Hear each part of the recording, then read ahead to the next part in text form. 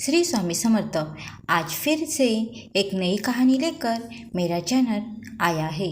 प्रणीत बागुल सुषमा मेरा YouTube channel पे स्वामी समर्थ और मोटिवेशन स्टोरी, मोटिवेशन स्पीच लेकर हर रोज़ आता है। उसी तरह आज भी एक नई कहानी लेकर आई हूँ। बुद्धि का फल। कहानी का नाम है बुद्धि का बल।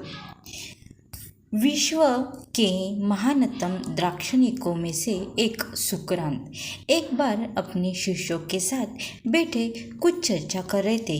तभी वहाँ अजूबोगरीब वस्त्र पहने एक ज्योतिषी आ पहुँचा।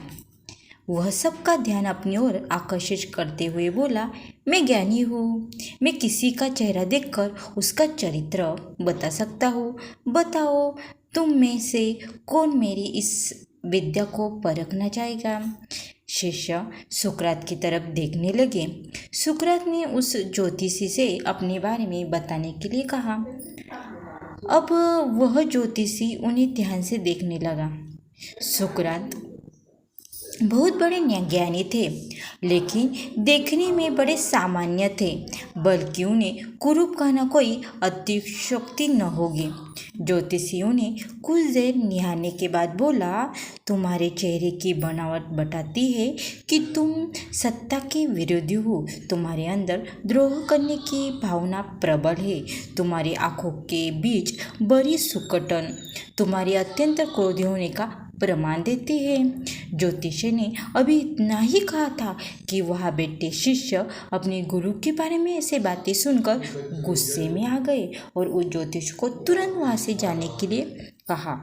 पर सुकरात ने उन्हें शांत करते हुए ज्योतिषों को अपनी बात पूरी करने के लिए कहा।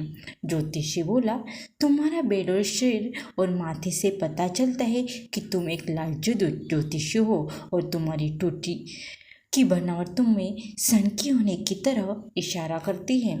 इतना सुनकर शिष्य और क्रोधित हो गए, पर इसके उलट सुकरात प्रसन्न हो गए और ज्योतिषों को इनाम देकर विदा किया। शिष्य सुकरात के इस व्यवहार से आश्चर्य में पड़ गए। उन्होंने पूछा, गुरुजी, आपने उस ज्योतिष को इनाम क्यों दिया, जबकि उसने तो कुछ भी कहा वो सब गलत है? नहीं पुत्रो, ज्योतिषी ने जो भी कुछ कहा वो सच है।